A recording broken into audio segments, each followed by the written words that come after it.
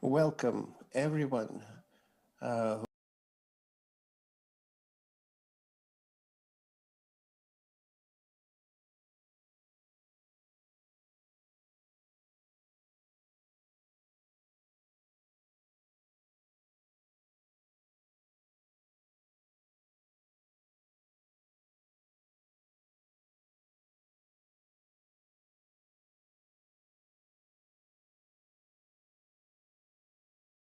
Uh, Personalized request of users. So the result achieved is always unique and tailored to specific needs. So for the person himself, is a musician, he writes, performs music, And his purpose, creativity of intelligent, smart systems, such traits as not being able. So we're starting the Network September conference that's dedicated to algorithms, which is going to be our first introduction to the use of algorithmic systems. So we'll be listening to some music and wait until all the guests arrive so that we could start the discussion.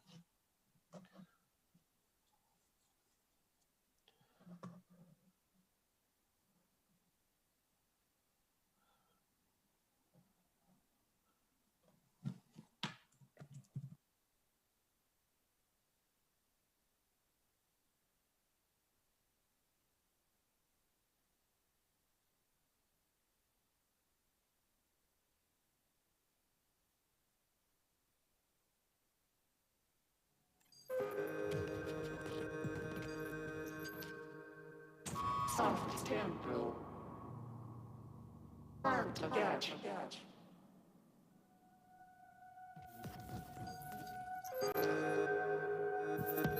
Soft tempo.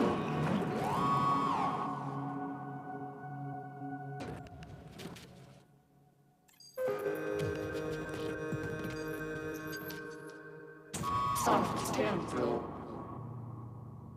Hard to catch.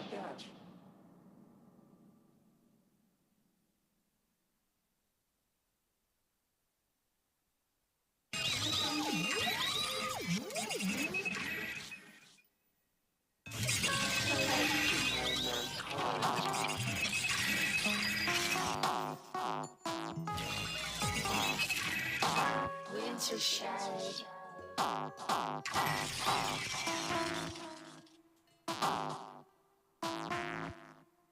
Technologies.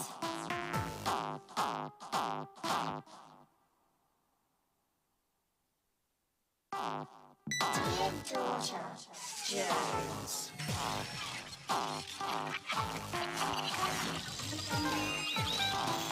I was constituted.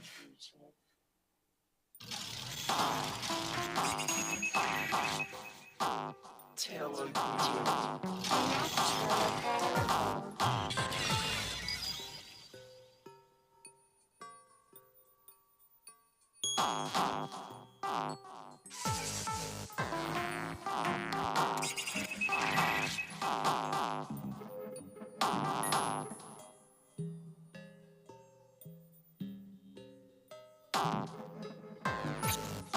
Low make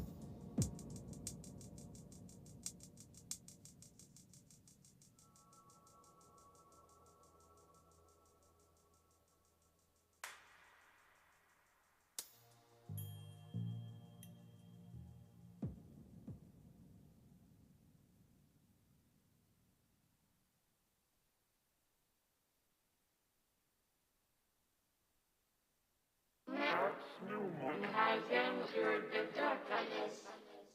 Turing Church.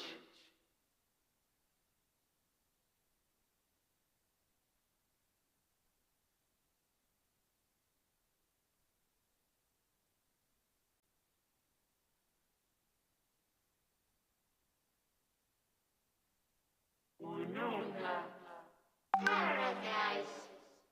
East Wind Wabanan.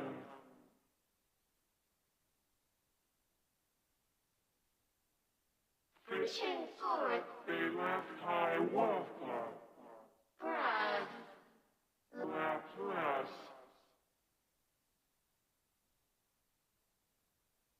Told it in some essential about the night.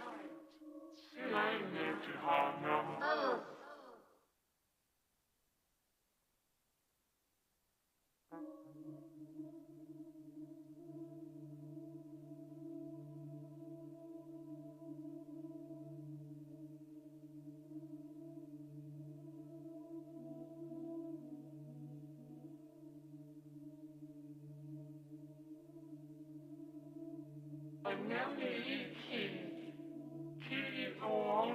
Give him rest.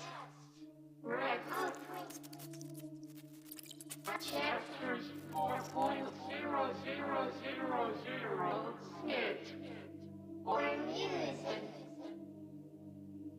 Chapters 4.0000 snit or music.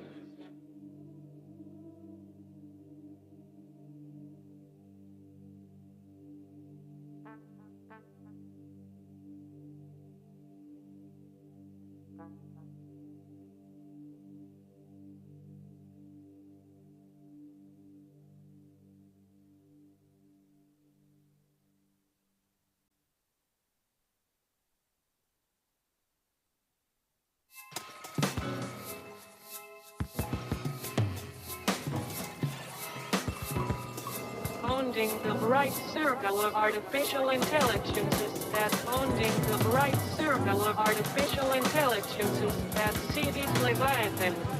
Darwin.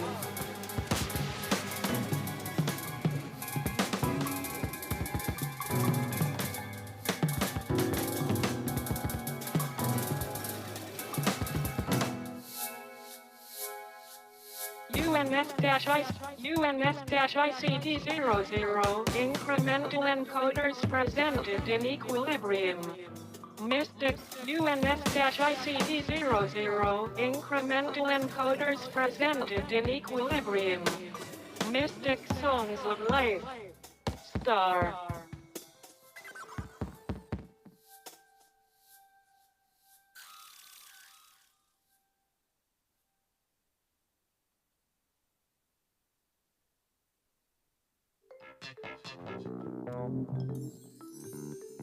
Birds, A220, dares to suffer.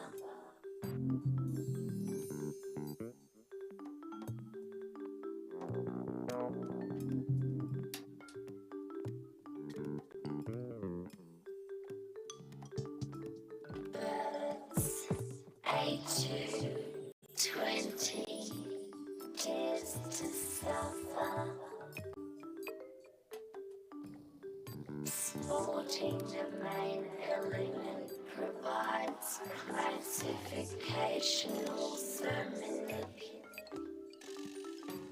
Sporting the main element provides classification also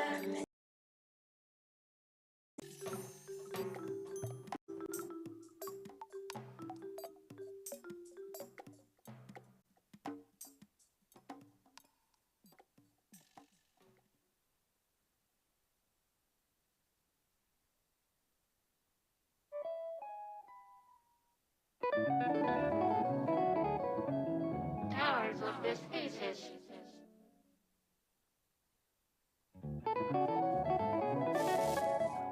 Winter show.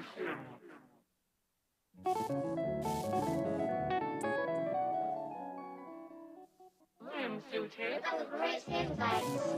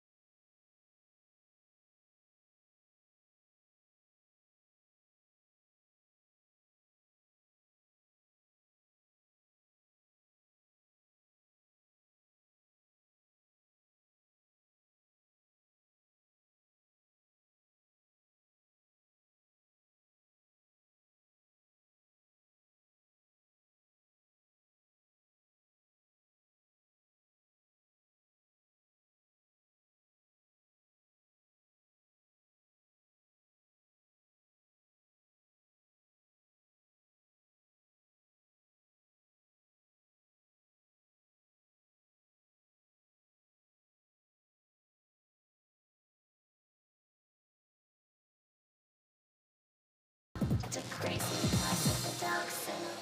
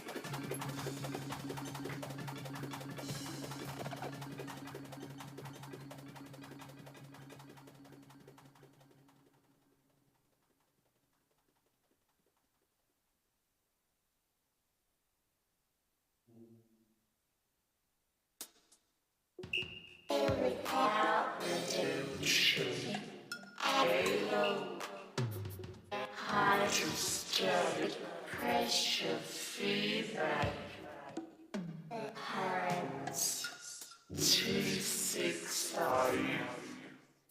is no currents T6I judge of him like rich Babbage Ranch sunset to former the metals of the artist. Do you know what I'm saying? Metals of the artist. Do you know what I'm saying? Held his hand on moment. Virtual pirata. Researchers encrypt his eagle Do you know what I'm saying? Decadence. Fast chill. Catalogue such ruin. Quantum algorithms of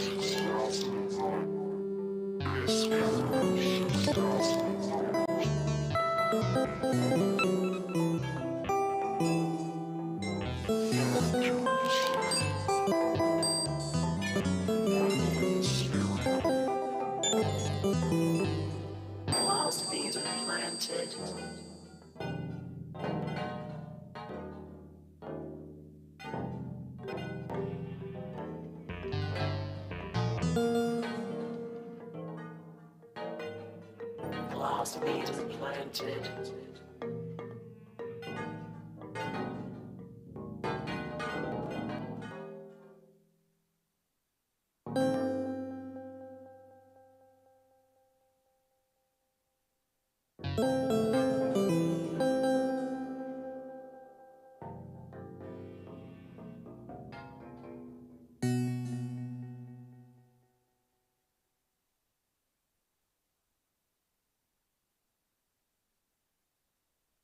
Him, but by their beauty strike us mute in whose memory the whole world is treasured, in whose intellect wisdom, in whose heart desire for glory, whose endowments of mind in person move us to wonder, but at the same time fix us immovable, whose words us to extol him, but by their beauty strike us mute, in whose memory the whole world is treasured, in whose intellect wisdom, in whose heart the desire for glory, whose endowments of mind in person move us to wonder, but at the same time fix us immovable,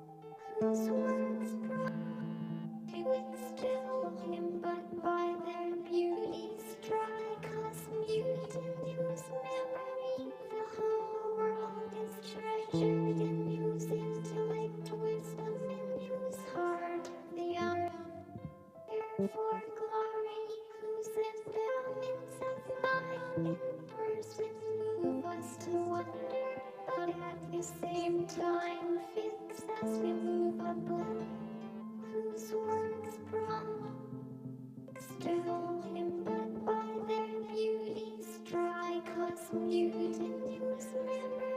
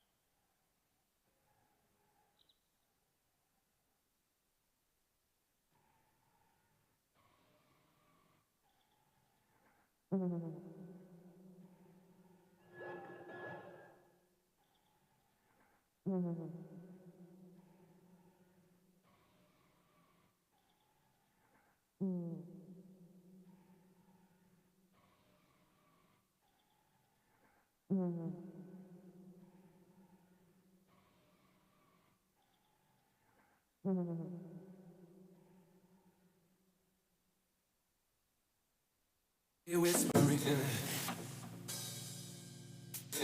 feet whispering, you whispering, you whispering, tuning in, feet whispering, you whispering, you whispering, you whispering, tuning in, feet whispering, you whispering, you whispering. You whispering, tuning in, feet you whispering, you whispering, you whispering, tuning in, feet you whispering, you whispering, you whispering, tuning in, feet you whispering,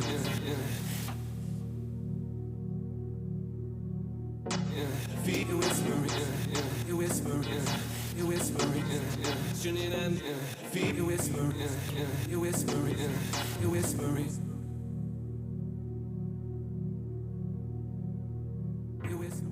You whispering, you whispering, you whispering, tuning in. You whispering, you whispering.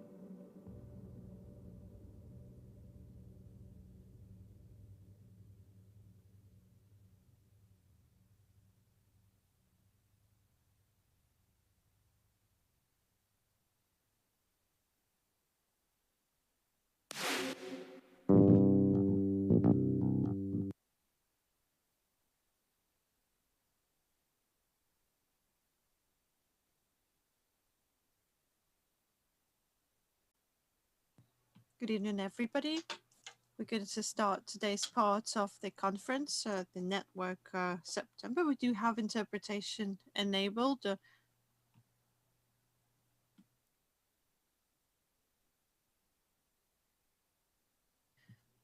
In order to listen to simultaneous interpretation, you can press an little globe icon. Now, my name is Marina, and I'm going to moderate the event tonight.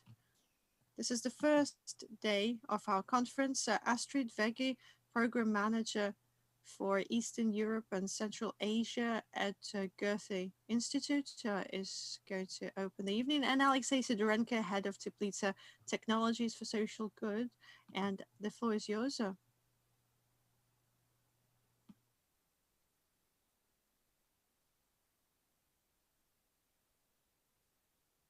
I would like to welcome you on behalf of Goethe Institute. Welcome to the conference. This opening is into the obvious of algorithms.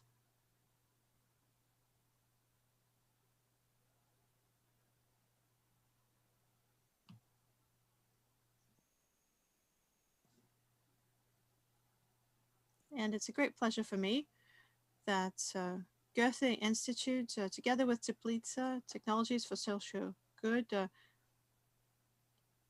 are tackling this theme of challenges and solutions that have to do with digital technologies from very different aspects and dimensions.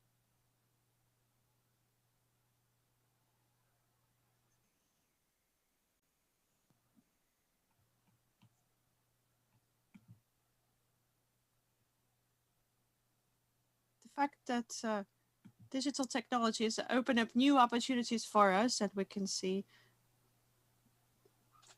this at the conference. The conference is mostly taking place online, which enables an exchange, breaking down boundaries, even now when all travel is limited.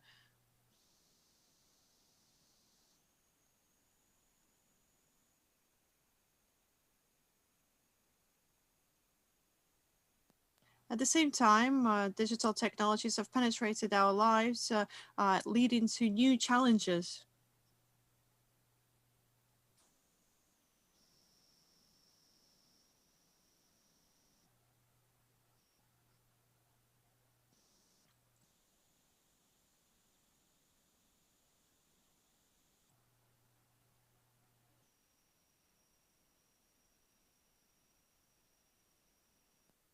We have to say that algorithmic systems are used across a whole variety of areas, parts of our lives. For instance, they're used by authorities that are the decision makers and that decide whether to approve requests for social support. They are engaged whether support will be offered to people that are seeking employment. So they have a significant impact on the life of our society at large.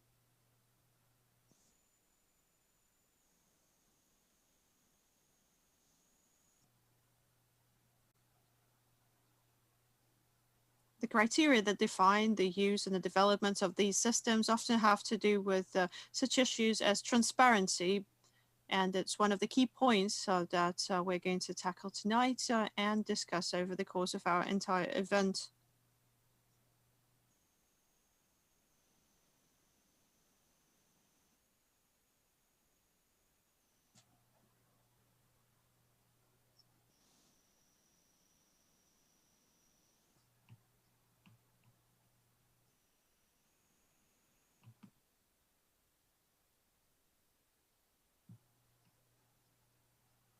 Matters that have to do with how we should use digital technologies for the benefit of our society is the center focus of our discussion tonight and tomorrow. And we've invited experts, uh, renowned people in the areas to look at the prospects and the future of these technologies.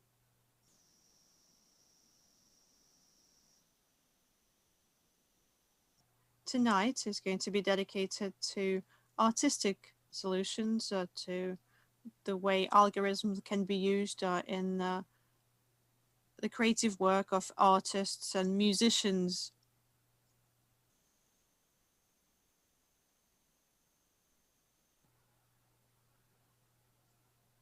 For the last half an hour, we've been enjoying music generated by artificial intelligence, Alexander Schubert's project, and tomorrow he's going to present his project. He's going to give a lecture.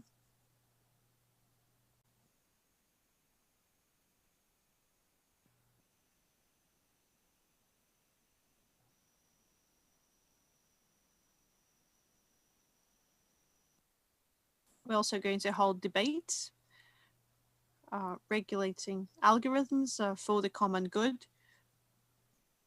And we can't wait for the debates to begin. It's going to be a little bridge that goes to help us cross over into the topic for our discussions tomorrow. And there's lots in store for us tomorrow as well.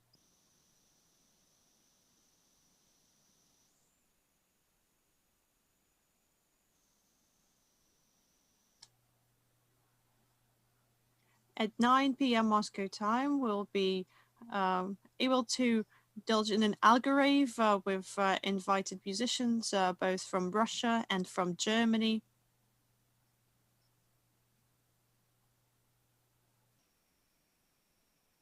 The first set is going to be Monte Carlo from Moscow, and followed by a direct broadcast, Alexander Cardenas from Berlin. It's going to perform live for us.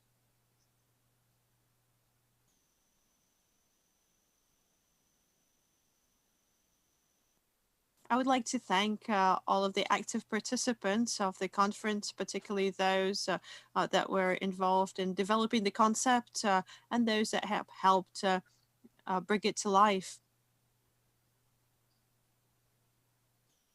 I would like to thank Teplitsa, the social technologies, and Alexei Sidorenko, the head of the company.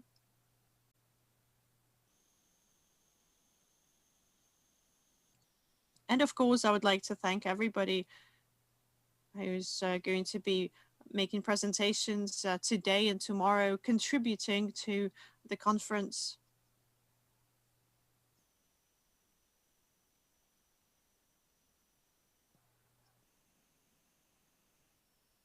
And of course, I would like to thank all of our viewers, everybody who's connected to us today, tomorrow, later on. Enjoy your evening, and thank you very much. Now we're going to pass the floor to the head of Teplitsa Technologies for Social Good, Alexei Sidorenko, who's connecting to us via Zoom. Dear colleagues, hi, can you hear me? Perfect. Thank you so much, Astrid. Thank you to the Goethe-Institut. I would like to also thank Avery. Artificial intelligence did really help us make it into the next day opening now, September, on a high note. What I wanted to say is this year, everything is completely different. We're all trying out new formats, and we can't wait for this year to be over. And we're asking Santa to please have pity on us. I wanted to talk about what's wrong with this year, what's unusual. We've been holding this event starting from 2014, and it usually is held in April. It's called the Network April, but for reasons that we're all well familiar with, we had to reschedule it. We were hoping to hold the conference offline, but at some point we realized that there is going to be no offline option, and our only option is to be grateful to the Goethe-Institut for them to have agreed to host this event in their wonderful library, which is I saw Avery there. But that's not the only unusual thing that's happening this year. For the very first time, our conference is made up of two parts, and Goethe-Institut is mostly developing culture across the world, in Russia as well. Teplitsa is more about developing civil society. Both culture and civil society have direct impact on society. In my opinion, culture has longer term trends. The non-commercial, non-profit sector have tasks about how to fix the world right now. And this network, April, enables us to merge these long-term and short-term cycles and talk about the topics that will be declared this year, the success of deeds doomed to fail. These are old dissident toasts from back in the 60s. I've been asking my colleagues, I've been asking around those that represented dissident movements, activists that had to do with the dissidents movement. I was really hoping that I wouldn't be appropriating the symbolic space using this quote. And they told me it's fine as long as you don't mean anything evil. They said it's okay. So dissidents that lived through the Soviet Union and survived used this toast. They would raise the glass to hopeless deeds, and Teplitsa decided to put a twist on it and highlight that on the one hand we're optimistic, but on the other hand there is a grain of salt, and the conditions are not that favorable.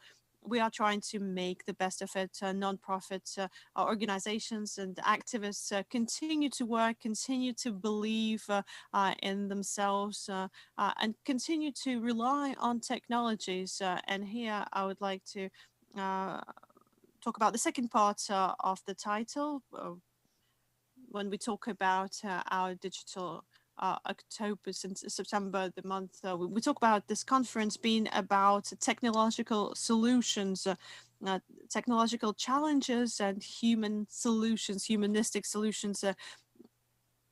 We could talk about people creating challenges. It would all be okay without people, and people have to come up with technical solutions to address the challenges that they create themselves. But our center focus, of course, is the human being, the person, the individual.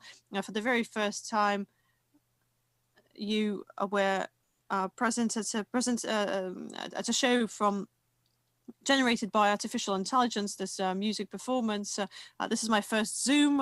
I was exposed to this product of an algorithm, and I'm hoping that our conference, which is trying to grasp and understand the current trends, is very relevant in this respect. We are going to talk a lot about artificial intelligence. We are going to talk about intelligence per se, and the so-called ADM, automatized decision machines or methods, whichever way you like it. So we are going to talk about extensively about the dangers, the risks, a dichotomy that leads to new opportunities and new challenges aside all of the other challenges that we found ourselves in.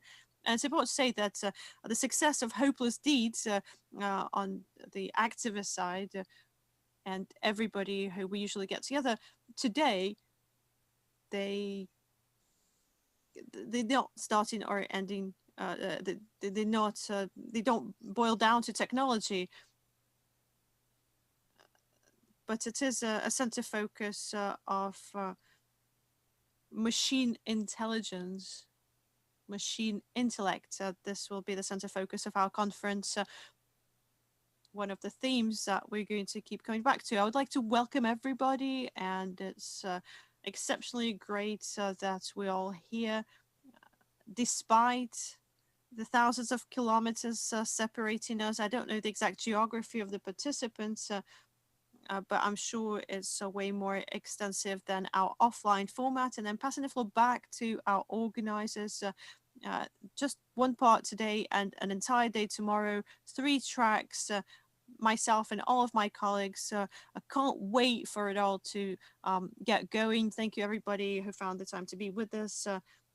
And I hope you enjoy the debates and the exciting presentations we've got in store for you.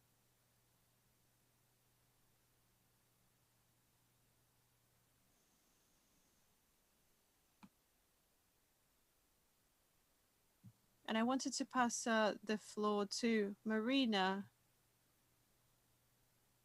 Good evening, everybody. We are very glad to welcome you. We're going to start our debates.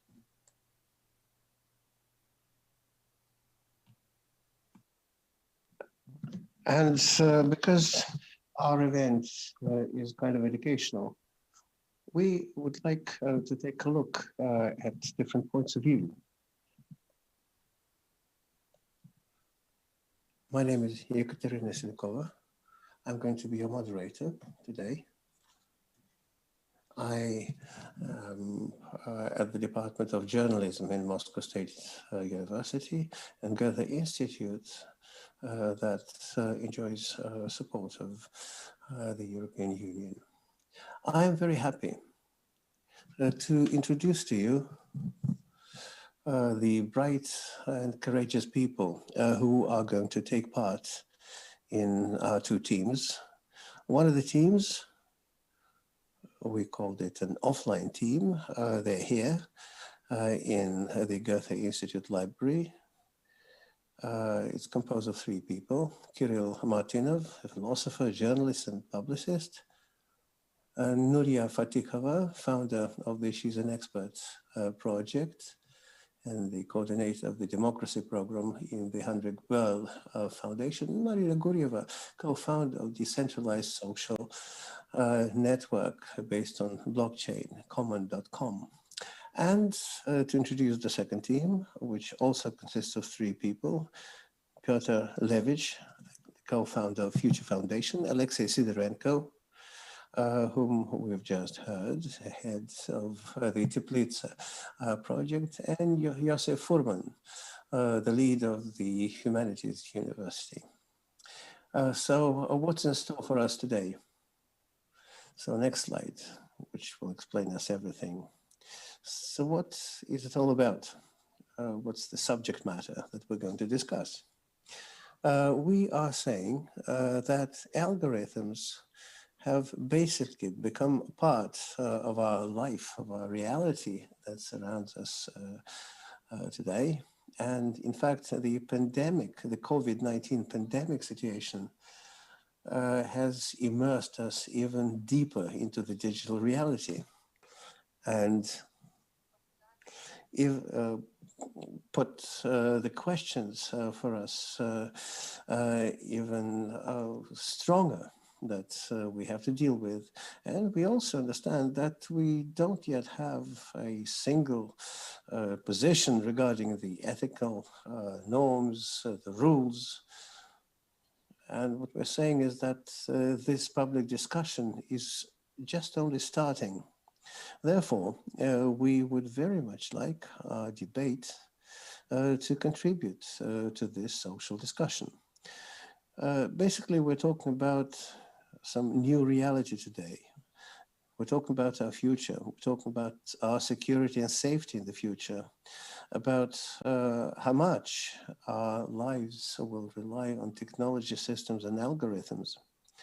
And today, we'll try to take a look at this image of the future. Next slide, please. And today, in this debate, we're going to discuss the following question, which you're just about to see on screen. It goes like this. Should there be reasonable rules focused on the common good, using which people could regulate the use of algorithms and the development of algorithms? So the question is posed in such a way that yes or no answers are possible. So we're drawing up the teams. It turned out that the online team will be offering arguments pro or for the existence of such reasonable rules, and the offline team will be arguing against the need to have these rules. And again, because this kind of an educational event, our task is to offer you all the different points of view on this problem. So how are we going to work today? What you should expect? The next slide explains the format. The debate will run for an hour. It will consist of 3 rounds. After each round, the viewers will have an opportunity to vote for the team whose arguments will have seemed more convincing. And the winner will be determined at the end of the debate by summing up the points awarded by the attendees throughout the 3 rounds. This slide actually explains the same rules. So, dear friends, let's start the first round, where the teams will announce their positions. Each team will have seven minutes. We'll start with the online team offering the arguments for the rules, followed by the offline team that will present the arguments against. So as soon as only 2 minutes remain out of the allowed seven, I'll mention that. Thank you. Team one, welcome. Thank you. We're about to start. Your time is running. So what's a human being? A human being is a mistake, and it's a great mistake. It's a wonderful mistake. The infinite beauty and complexity of us as human beings, as parts of life itself, is a result of mutability, basically errors. Humanity, being human, is being irrational, is having a right to be immediate. To be a human means to just suddenly start dancing in the street, to change direction of the emotion with any rational reason just because you felt like it. What's an algorithm? An algorithm is basically a maximization of the idea of a standard, bringing it to absurd. So therefore, uh, by allowing algorithms to moderate our lives, we dehumanize people. We're committing a group suicide as human beings. We take away the very essence of a human being, what makes us human.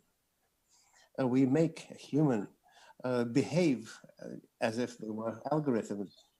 Of course, replacing most policemen by a total CCTV system that that will notice every action.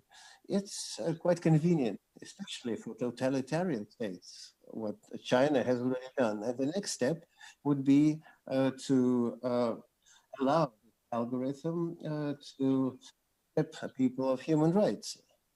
Another example is from the United States, where people are classified as terrorism by their profile, their network behavior.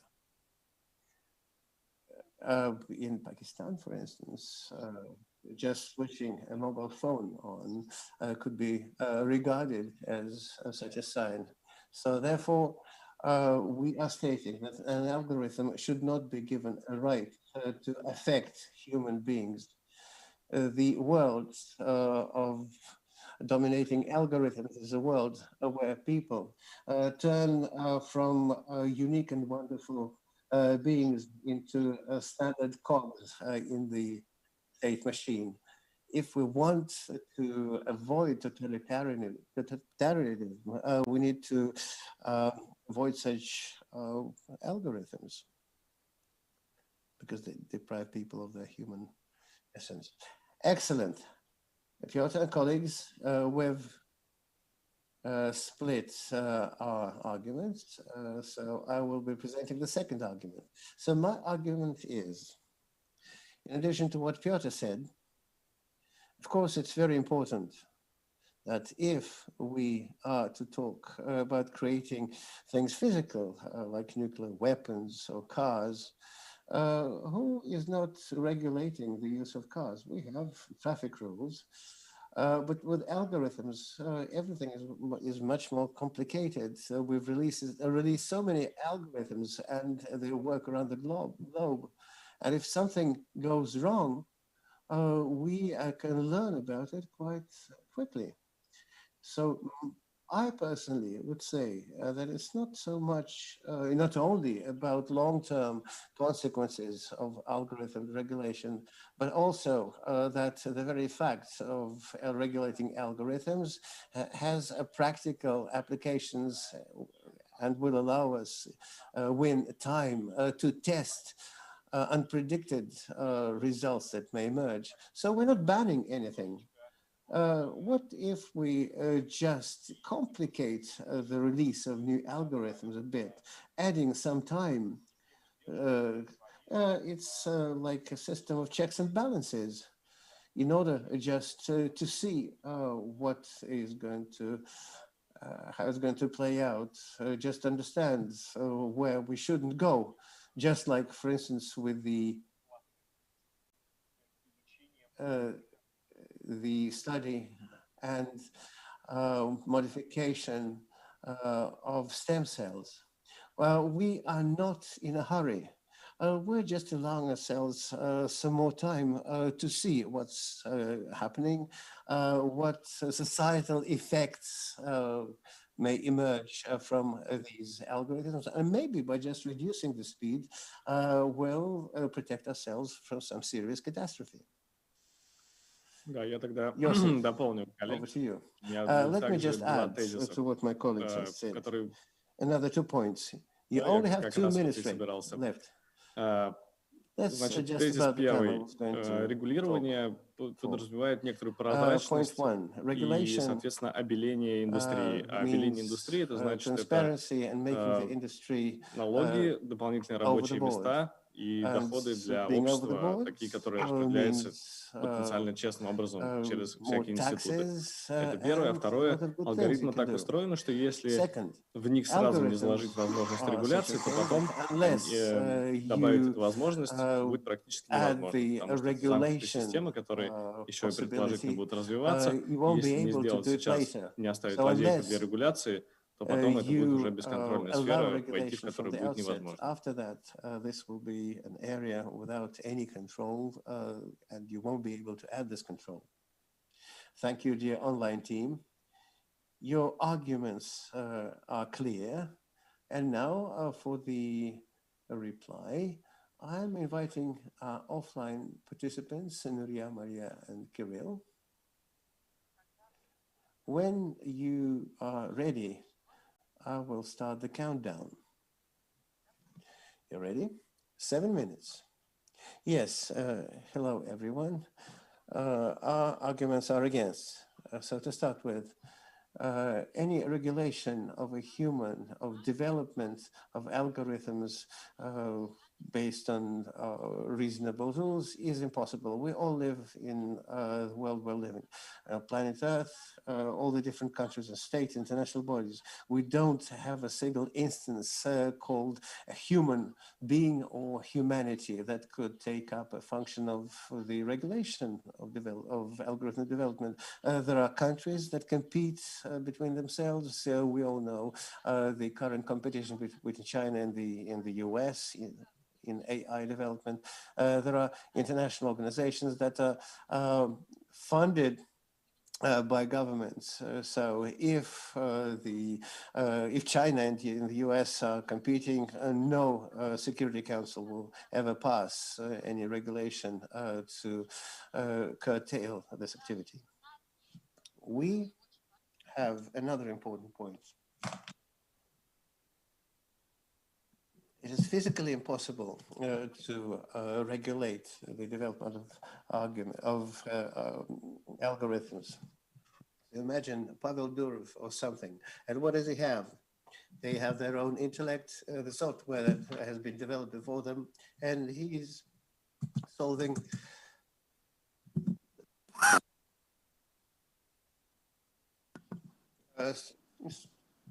so this Pavel or Nikolai, you can't know what they're doing at the current moment.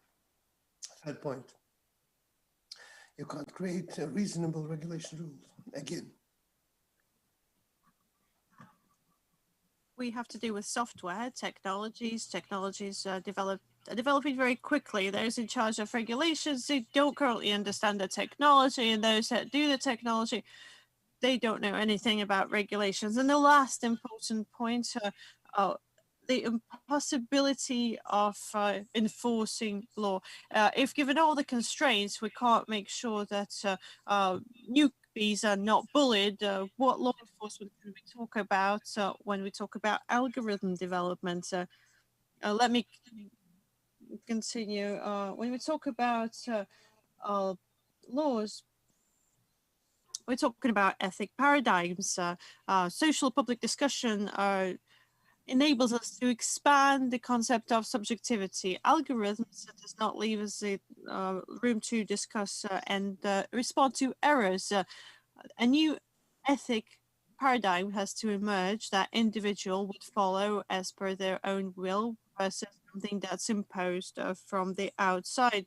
Having once created a rule, we might miss something or someone who would also be implicated, missing something in the rule, we sort of put it out on the periphery of the ethical contour. So the conclusion is these rules might need to quickly be altered and updated. Other areas would have an impact on who and how write algorithms. We could get more women on board, and their social experience would then feed into creating algorithm. But algorithms have to be self-regulated based on a legal basis. I guess I'll stop here for now. I have a third argument. I want to go back to the formulation, the wording of the theme for our debate today. We're not just talking about algorithms, we're also talking about the common good, and let's go from that. What do we know about benefit, about philosophers? Lots of utilitarian philosophers, such as Brené Mettimer or John Stuart Mill, they talked about the good being lack of suffering. If a child is sick, that's not good. If old people age and eventually die, that's a bad thing. We have empathy and compassion for these people, and we don't want to be in their shoes. Why do we need technology? We need technology to avoid suffering. First and foremost, we use technology to combat poverty, for a bigger social justice, against sickness, against aging. Kids in the common world die much less than 100 years ago. And technologies do offer us a lot. We are definitely leading a better lifestyle than people ever had in the past. And this was enabled by technological progress. In past centuries, it's evolved randomly and hectically. If there were regulators or imagine those conservative representatives that would say the wheel contradicts our tradition and you better carry your load manually because our grandfathers did that always, we would probably still live worse than we are today. And the development of technologies, including artificial intelligence and the best algorithms available, or the most powerful ones, we would be able to get to the current state of good. But can't our world be radically better? Does that mean that? No, no. For our world to become radically better and to respond to the question set by the debate, we need to understand that we can raise the bar of the common good that's available to humanity and every individual. And this could be done by algorithms. If we don't retain, constrain the exponential growth of algorithms that's not dependent on human control, and that develops humanity together with the algorithms. We know well and good all those transhumanists. We know such a visionary and activist as Kurzweil, and he said that algorithms are going to lead humanity over the course of the next decades or perhaps hundreds of years. Will ban such things and eliminate poverty, hunger, etc. Thank you. Thank you so much. The first round is now over. I'm going to ask the offline team to stay. You're going to be the first ones to answer. Now I'm going to ask a brief instruction for online voting to be put up on the screen. Dear guests, you can cast your vote now, but in order to do that, you need to try and answer some questions. Which team had a clearer and more structured presentation? Which presentation was more convincing, which gave more arguments and was more logical, and illustrations from what team were more illustrative and relevant? We've got 2 minutes for the vote, and then we'll put the results up on the screen. Which team's position was the most convincing? Option number 1, offline team, and option number 2, online team. Who was more convincing, offline or online?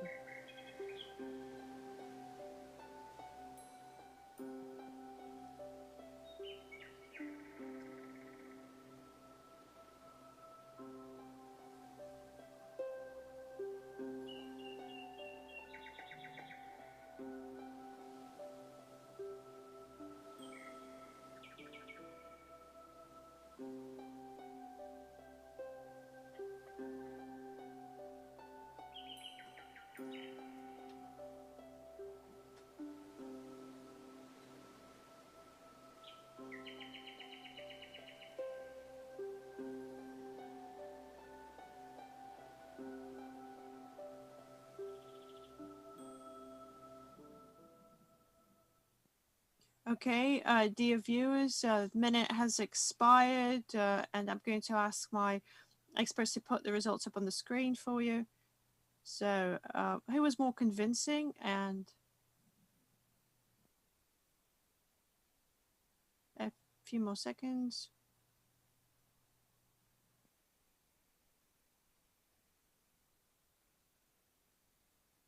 And we'll know the results.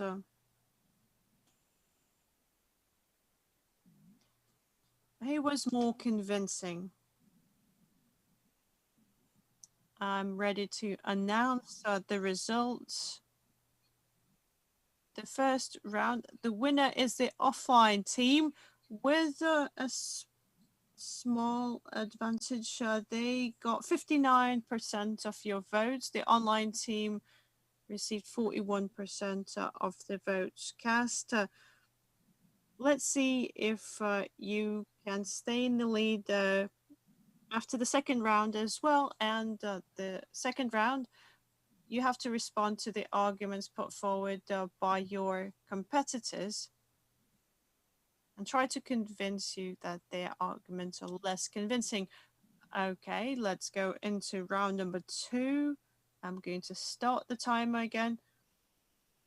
We're going to have a bit less time than for the previous round. For your response, you'll have 5 minutes. Each team is getting 5 minutes. Okay, I'm going to respond to what the first team had to say in terms of monitoring how algorithms are created and testing unexpected results.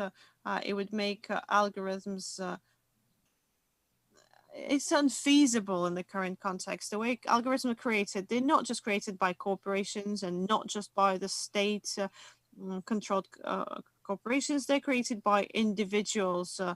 We have GitHub, it's an open source, and anybody who wants to start coding, they can go there, they can study, and then they level and applied to state corporations in terms of monitoring the development of the algorithms. But this is a very small percentage of the whole thing. A very small bit of it would be monitorable. It's not about globality, and it's not about having control over everybody. You said that algorithms if you invented something you can't control them, and you talk about purging algorithms, what's good and what's bad? In China, for instance, totalitarianism is good, and yes, it's bad. Who's going to be the judge? Talk about control over algorithms. It's important to understand which algorithm we're talking about. If we're talking about simple and complex algorithm, but not about artificial intelligence yet, we understand that this kind of algorithms are controlled from scratch. And even artificial intelligence relies on information that we spread, our human culture. And now we're entering the political sphere again. And I'll just quote Bruno Latour, who said that objectivity can be attained only through expanding the points of observation. The more points of observations and more points and aspects from which you observe, the more objective you are going to be in your process of observations. Let's have lots of different algorithms. And to conclude, the fact that we need diversity, we need multiple algorithms.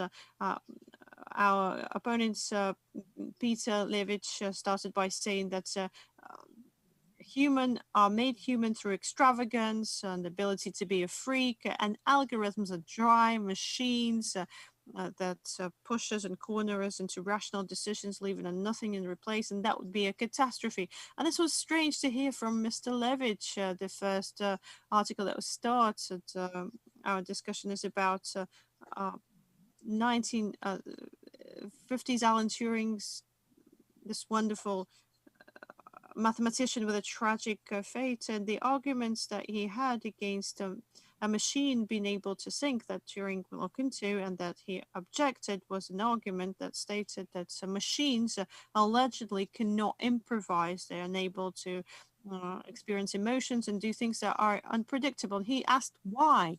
Why can't you study irrationality through machines or improvisation or intuition? And I think that today there is research in terms of artificial emotional intelligence. There are machine emotions that are programmable for machines to be able to read emotions and people to better understand machines. And I think it's quite the opposite.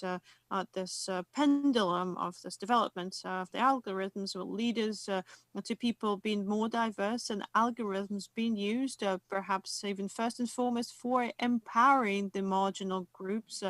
That once had no right to vote. And we've seen this happen as we speak when algorithms promote Facebook posts from people that have been silenced for the last 100 years. Me Too, for instance, I remember that movement and how it helps people to come out and liberate. And algorithms are helping us to be people, more diverse people, and less normal people. And that's great. Thank you so much. First criticism, first feedback, very emotional. Thank you. And now going to our online team that's going to respond to the opponents. And let's have our online team up on the screen. Offline team, please step aside a little bit. Let me remind you that you've got 5 minutes and 2 minutes before the end of your time. I'll give you a sign. So is the online team ready? Yes. Perfect. Then your time starts now. You talked about artificial intelligence. Powerful artificial intelligence. It's a bit of a sci-fi phenomenon. At the beginning of the conference, we saw an example of sound being generated by artificial intelligence, and that's all well and good. But from what I've seen,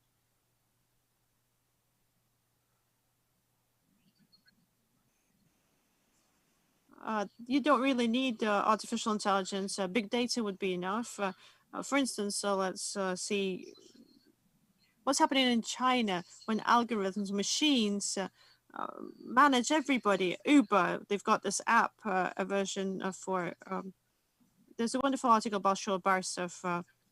It's a wonderful but really scary article. And there is another website that it's the same part as interfacing the officials, and that's what I'm scared of. When we all become hostages of this machine, when there isn't even a chance of having a human conversation. If I act oddly in the street, a policeman comes up to me wanting to arrest me, I can try to address his rationale, try to engage in a human conversation, and I've got a chance. If algorithms make a decision without any moderation, I won't stand a chance for any sort of human treatment. Better, can I take over? Yes. Okay, then. Yes, colleague. Thank you very much for your arguments, but of course, I can't agree with them at all. Firstly, people are irrational, and so what? They still find some ways to regulate themselves. So, however irrational they may be, somehow they manage. And second, you're saying that it's physically impossible to control. Come on, take GDPR, for instance. People were worrying and everybody was saying, how are we going to collect this personal data? But they learned.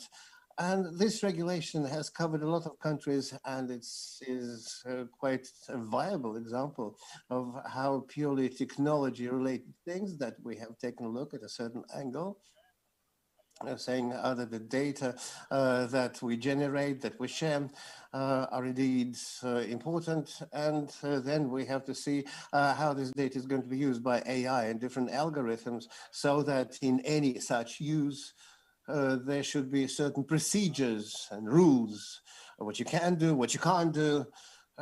Somehow it all works, restricting the way these mechanisms operate. So therefore, you physically can regulate. And we're not just talking about guys, Johnny and Davy, who are doing something from their garage. Yes, we're talking about fully fledged use. Mechanisms being used by millions and millions of people. 2 minutes. Yeah. So therefore, Of course, we can talk about geopolitics. Let me just mention one last thing. The question here, it's a typical story from the games theory because AI covers everyone, applies to everyone. So it takes everyone to regulate it. We should be talking about regulating it for the common good at the scale of the humankind, scale of the planet. Otherwise, it just won't work. Да, Joseph, over все to you. равно, как и разговор про костную структуру Just ценностей like и the talk этики. about the Если, structure of во-первых, мы values сейчас and видим, как ethics. появляется новая этика, и, Firstly, соответственно, we новые just технологии were должны быть just seeing частью этого how new разговора ethic о том, как is будет устроено наше emerging. общее будущее. And Если мы so сейчас this не начнем разговор, не discussion should договоримся о also том, cover how что для нас ценно, что what можно, а our что future is нельзя going в to этом look like. будущем, то мы So потом unless столкнемся с we непоправимыми discuss what's going последствиями. to be of value И for us in this new да, действительно, future, это we're going меняется, to encounter этические нормы и вообще insurmountable ценности, они difficulties. меняются Yes, достаточно долго, it's about поэтому a чем change быстрее, чем in раньше мы ethical приступим к norms разговору о том, and как values. мы хотим So жить the в этом earlier новом мире we алгоритмов, address что this можно, а что discussion, уже how we're нельзя, going to live то in this тем new быстрее мы world придем of к этому будущему, и algorithms, тем what you быстрее can мы do, what you остановим can't do, the faster we're going какие-то to arrive at this утопические new сценарии future, развития для нас всех. overriding some anti-utopian or dystopian scenarios. Just let me add, Kirill is offering that we compare AI with a wheel. No, AI is no wheel at all. It's a false analogy. It's a typical example. So you can't restrict exponential growth. What kind of exponential growth? A chain reaction is an exponential growth. You want a chain reaction in some things that we can't program and envisage. Much less predictable than a wheel, then let's go for it. Okay, thank you very much, online team. Your time is up. Your interventions were as intense as those of your adversaries.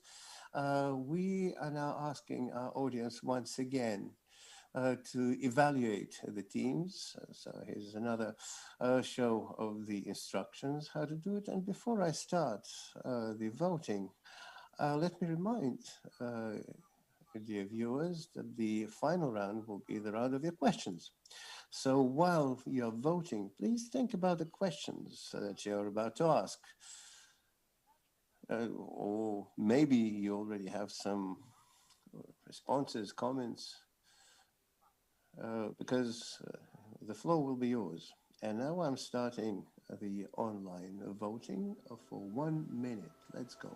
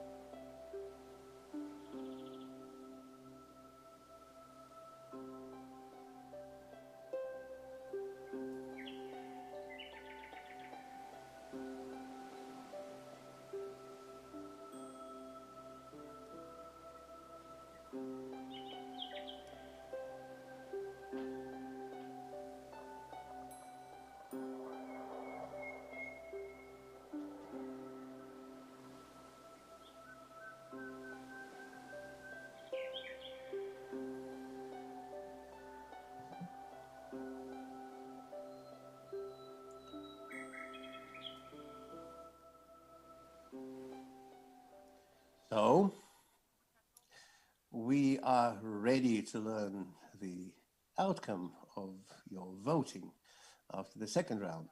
So the adds the intrigue to today's contest. It was the online team that won the second round, winning 77%, the offline team, and 23% based on the second round. So the outcome of today's debate will be determined in round three. And it will be you, dear viewers, who are going to determine it. Our organizers are saying that the format for your questions, to post your questions, will appear on the screen. Another second. Please formulate your question and don't forget to mention which team you're addressing it to. And also, please make them questions rather than comments.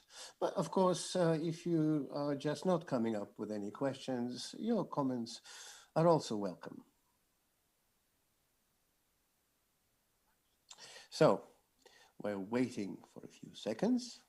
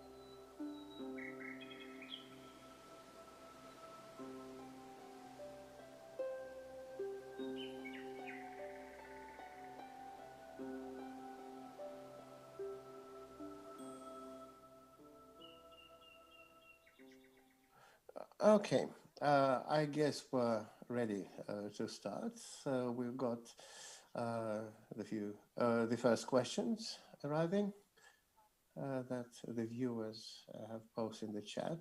Each team will have about 5 minutes for the answers, and I'll be reading out the questions.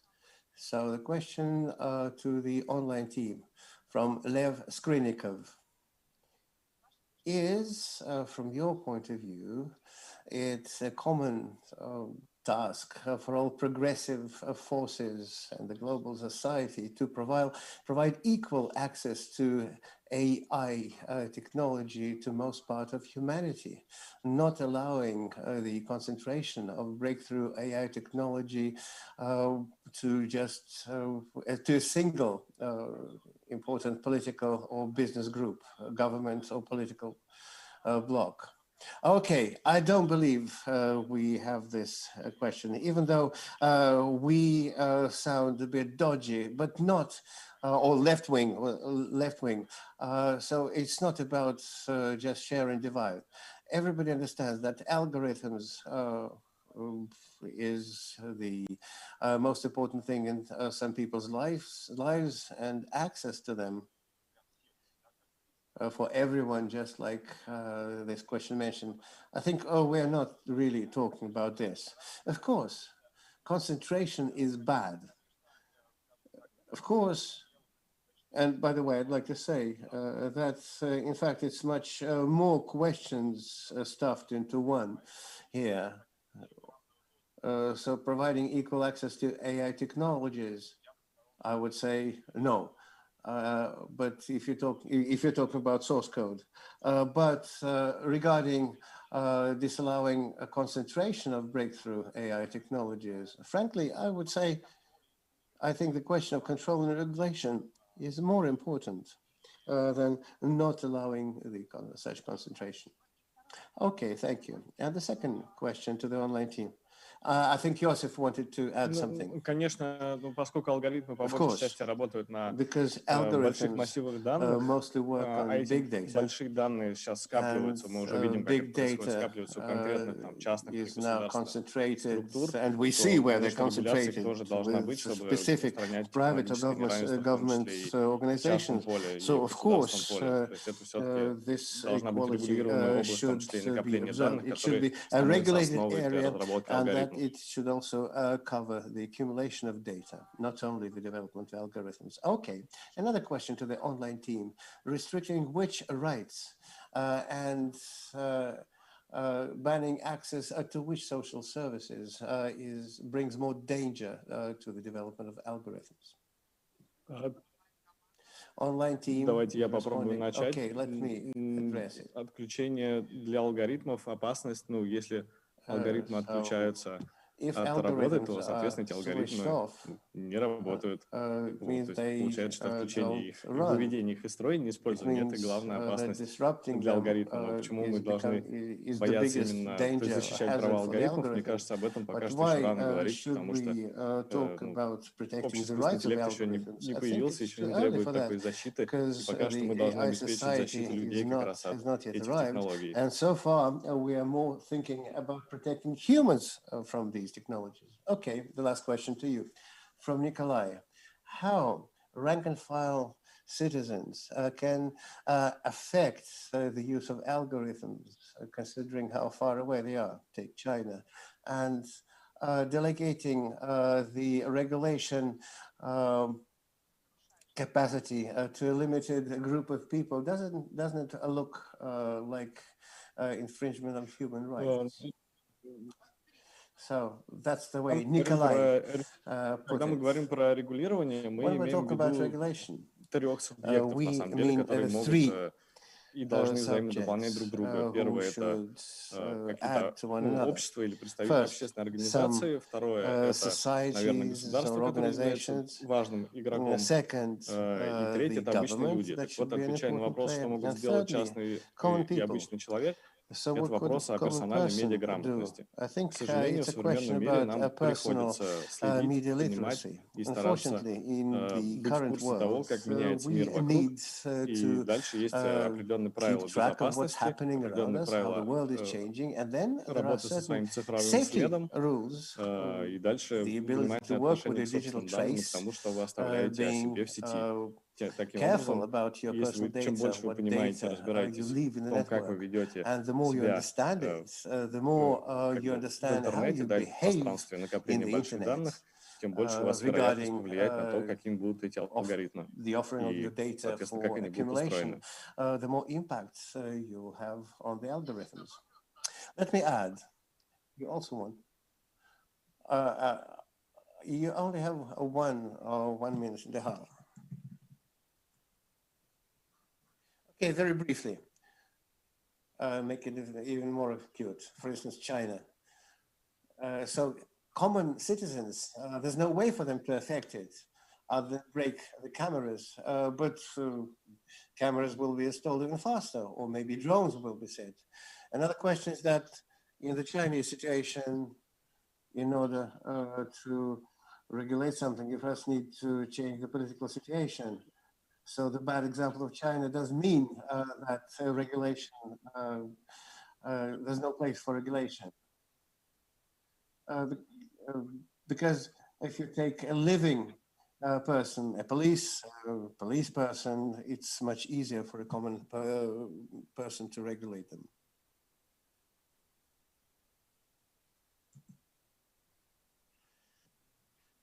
The online team has stopped answering the questions. And now the offline team, Ekaterina Bashama came up with 4 questions to both teams, but I'm going to ask these to our offline team, and I'm going to go one by one. Who should be responsible for the negative consequences and the damage caused by the use of algorithms? The developers, the users, or someone else?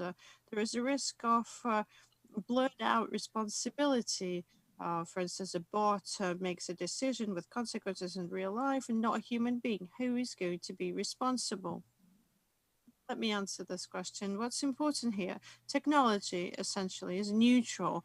We develop technologies so that somebody applies it, and the people that apply the technology can use it for the good or the bad.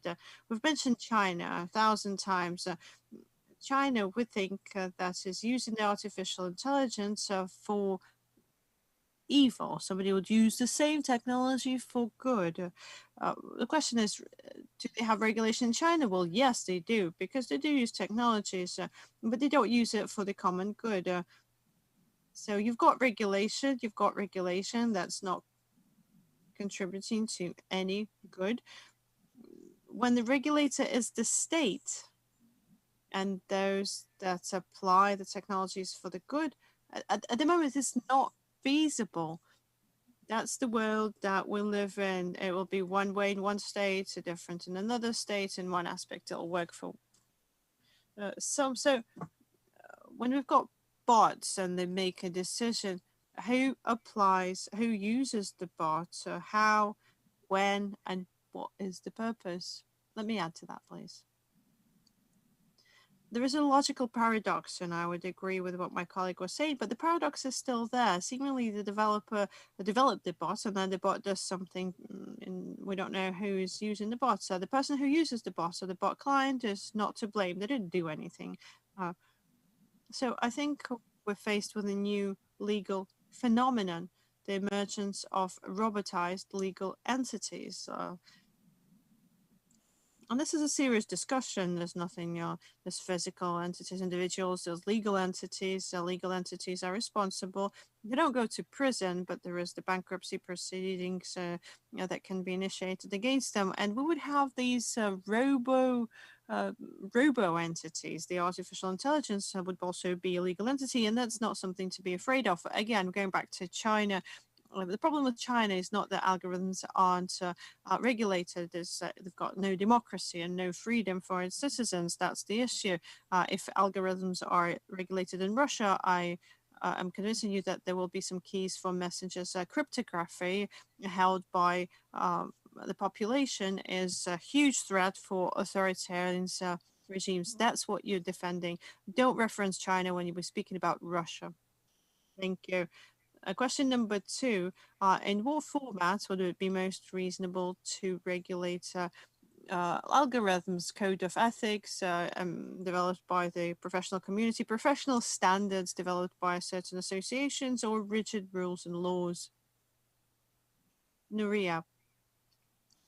Well, our team is against regulation, and we're talking about algorithm regulations, but we can't exclude the fact that self-regulatory phenomenon, ethical self-regulation, is based on the assumption that we as a society can invest in research, we can fight for gender equality, we can offer platform and information space for discriminated groups, and this would be a way to create the basis for new ethical rules, and that would possibly be what regulates the development of algorithms.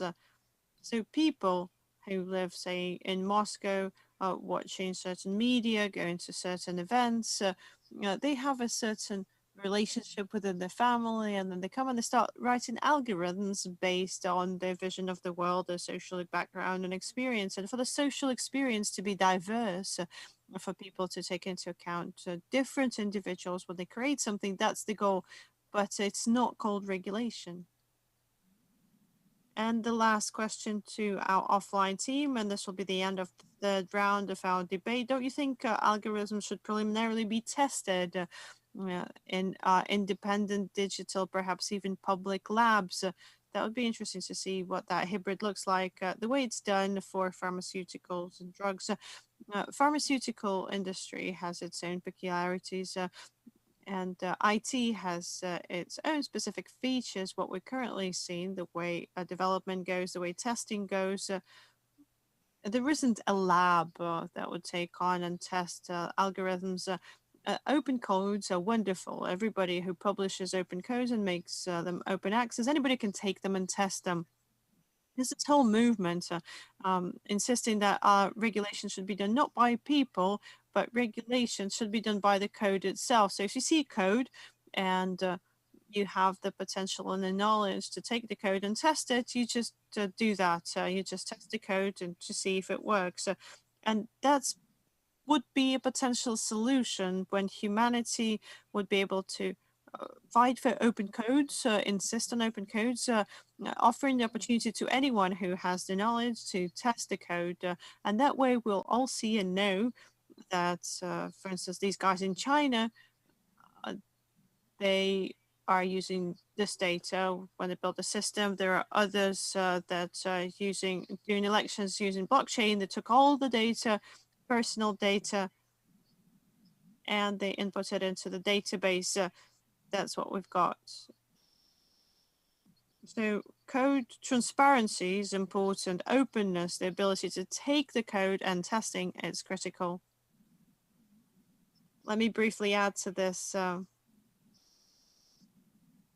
Going back to what Mr. Sidorenko was talking about in terms of geopolitics and global algorithm regulation, together with the Chinese, the Russians, and the US, will start regulating algorithms. It sounded really awesome, but the problem is, and that's the problem with the question about testing algorithms in closed labs. Just imagine our team is the good team. It wants to test all of the dangerous algorithms in closed labs. There are other people out there. I don't mean our opponent team. Those that want to use military algorithms immediately. They just emerge and they start to use them against their potential enemy. Imagine we have to compete. But imagine it's wartime. Who's going to win? Those that test their algorithms or those that are willing to use them immediately, taking on the risk? Obviously, the ones that have less ethical principles are going to end up being the winners. So the story about hiding somewhere in clandestine labs and testing everything, it would only work if everybody made the agreement never to release dangerous algorithms into the world. But what's going to happen if we try to come to an agreement then? If we had a structure that would rule the world, that would be able to tell each country in the world to say that dangerous algorithms, you can't release them beyond the lab. That would be complete totalitarianism, global totalitarian governments that would control everything, the use of math and the planning. I don't know how they would go about doing that. Our opponents say they will cancel cryptocurrencies, cryptography for individuals, and down the list, you can tick all the boxes. Either we're going to lose the competition when we regulate algorithms, or we hand this over to some unknown global authority, this endless power over the world. Nuria, final word. I would just like to reiterate saying that algorithm is not good and not bad. The sequence of actions, it all depends on the information that's been fed to the algorithm. We don't need to demonize algorithms. Algorithms are not a vaccine against COVID. It's just a sequence of actions. Okay, thank you. I would like to thank all of those that participated and asked very intelligent questions, very provocative questions. Even there's some debate within the teams, people going back and forth with ideas. We're going to launch the final third voting round, the brief instruction again, which had the most clear and structured presentation, who was more logical, who was more reasonable, and who gave the best examples. And the question is, who was more convincing, the offline team or the online team?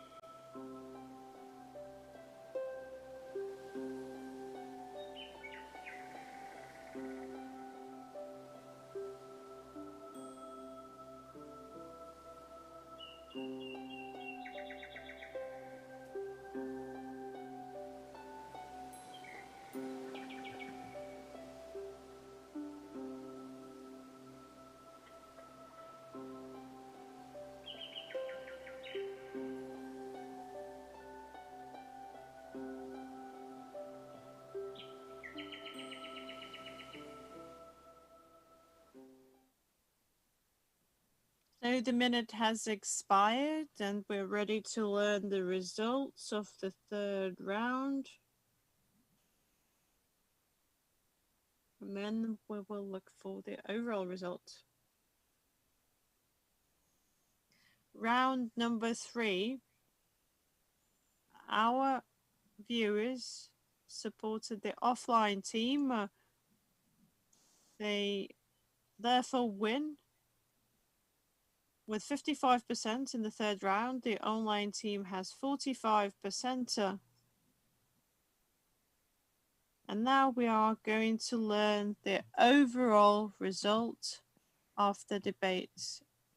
Let's see what our viewers have decided.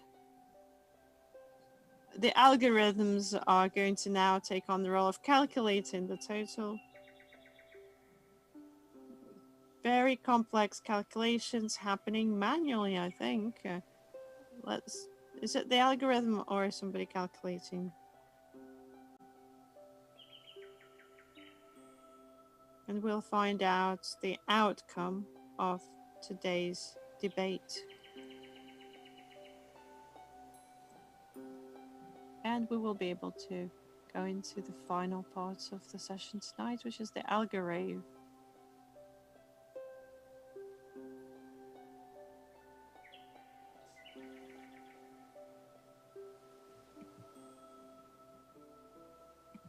Dear friends, I'm ready to announce the results. It was a tight decision. I'm going to announce the number of votes, not percentages. And I got this info from an actual live person, not an algorithm. The winner is the online team. With a small advantage, they got 37 votes. The offline team has 32 votes, and it was a very tight battle, a very great, intense exchange of ideas. I would like to thank our offline team that's with us. Thank you for finding the time. Thank you for your expertise. I would like to thank our online team, and I would like to ask the winning team to be put up on the screen by the organizers, at least one by one. Let's see the people that won today. Let me remind you that our offline team are Nuria, Maria, and Kirill, and the offline team, Piotr, Alexei, and Iosif. They were here with us tonight, and they were more convincing. You thought so. Thank you for everybody who joined us tonight. And this is not the end of our evening. An algorithmic party is going to start after the debaters. Over. Thank you, everybody.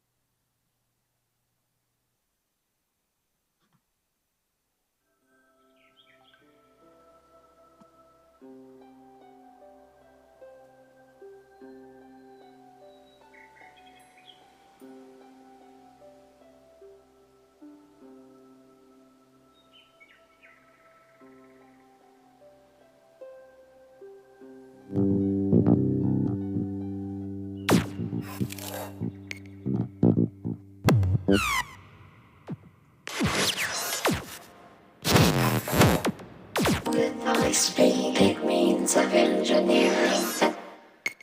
With high-speed means of engineering and fade the rain.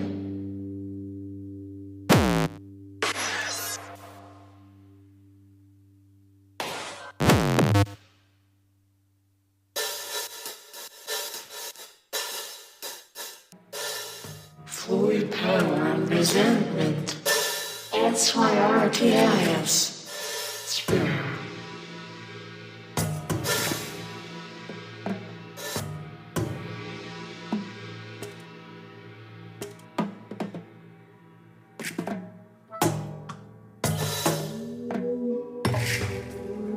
Feeling all the twilight here, I sat down and tender.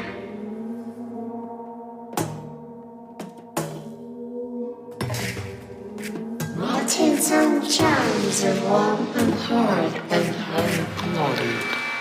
That's why we're his daughters. German ghost stories. Stroke his anger. How powerful they tell.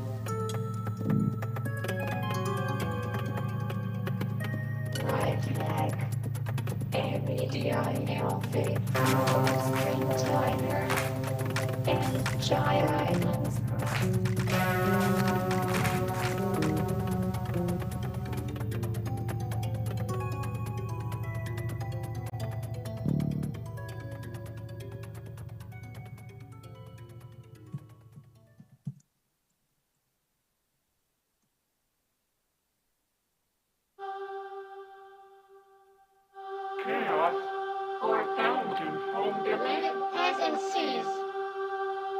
Chaos or fountain from the land has ensued.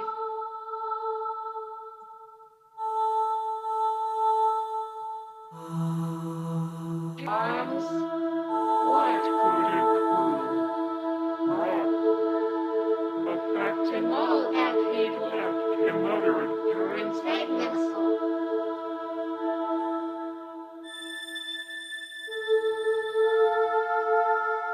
Artillery thrust, fire, terror.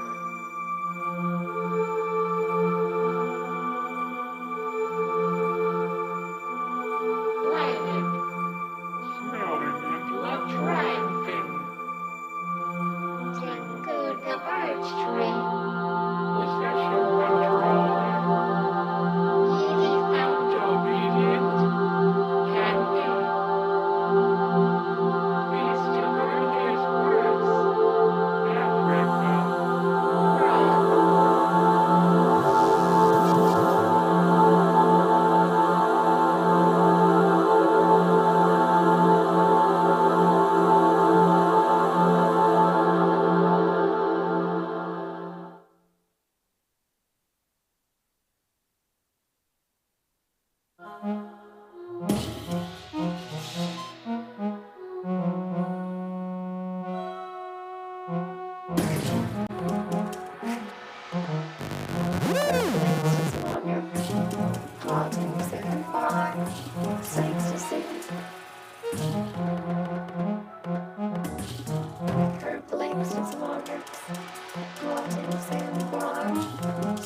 Africa.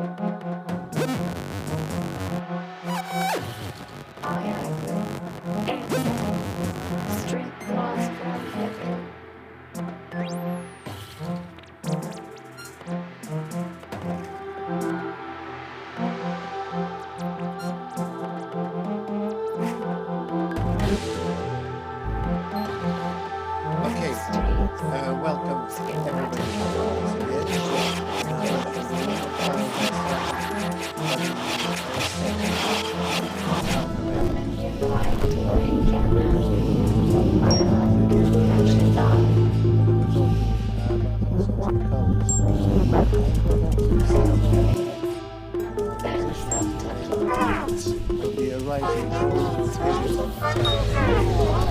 create music in real time.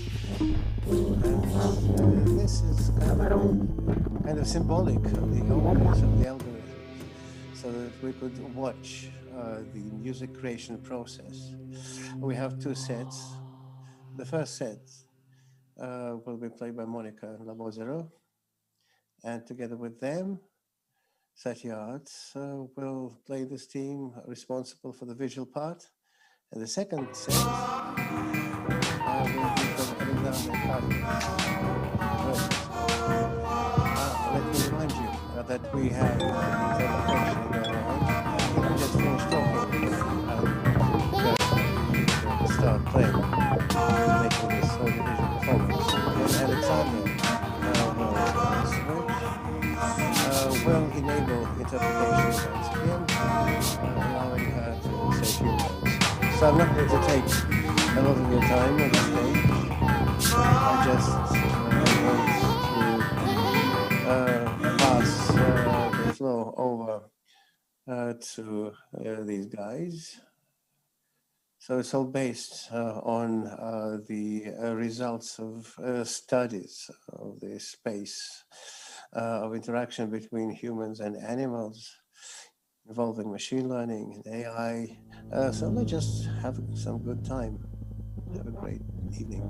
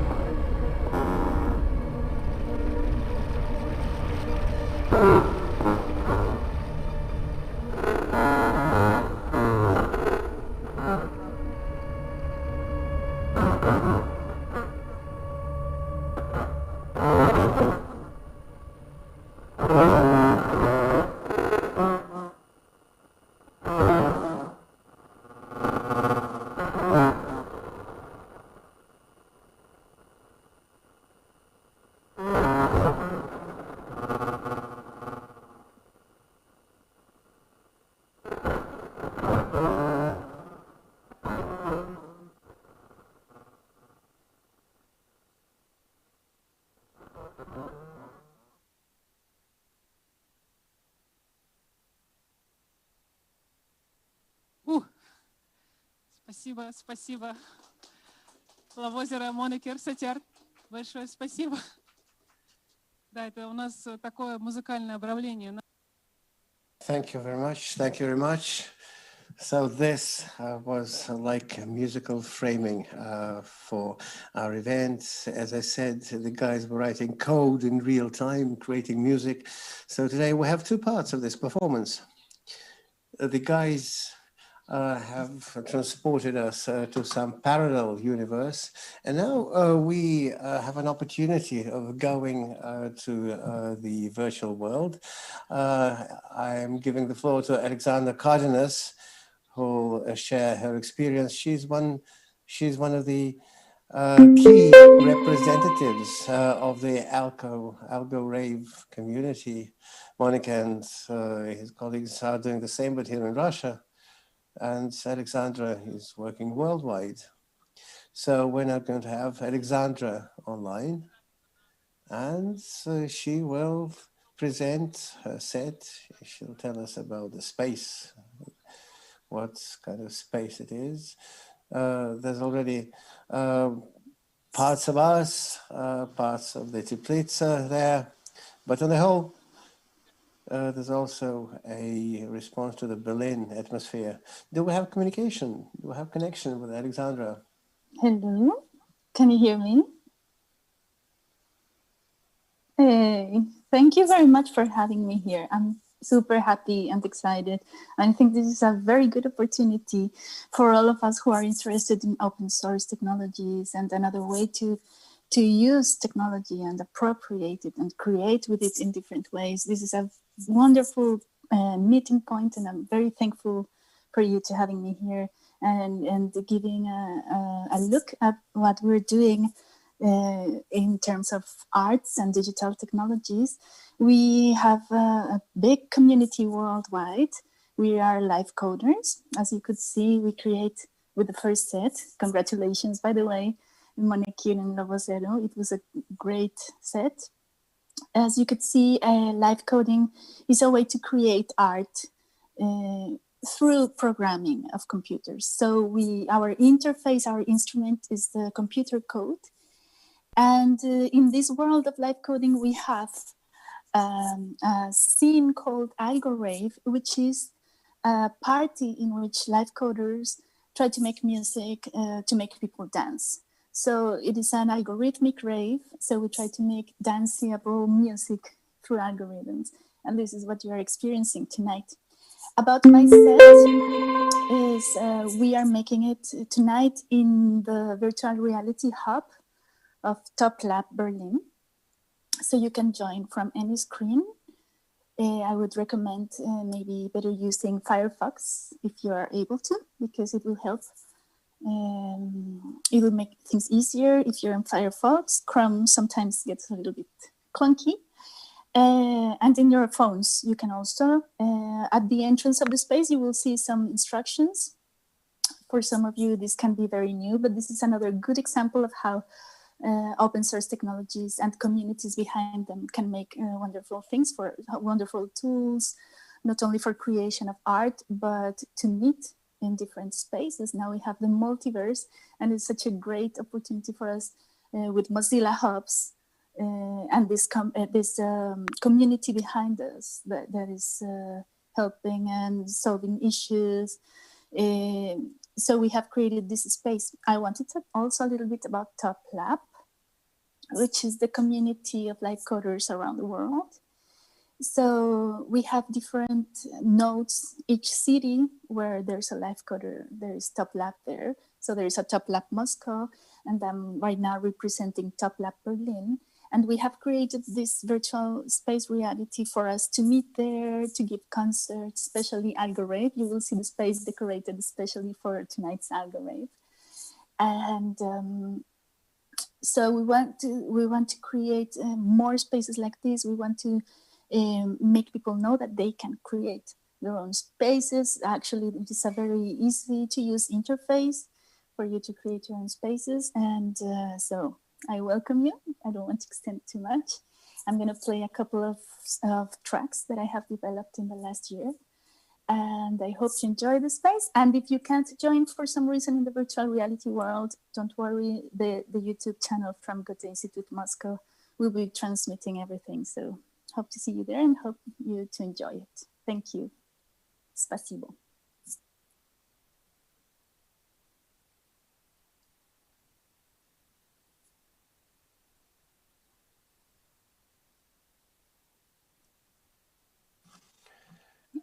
I'll only add perhaps that after Alexandra switches on, QR codes will be displayed. You can use them to go to the virtual space.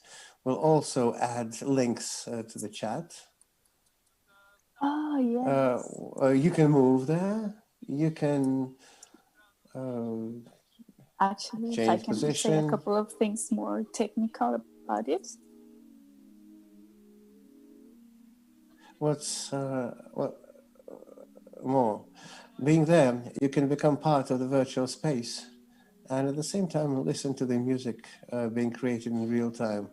Our whole evening today happens under the sign of algorithms, but also in the under the sign of being combined, hybrid, and we continue working at the interface of these two worlds.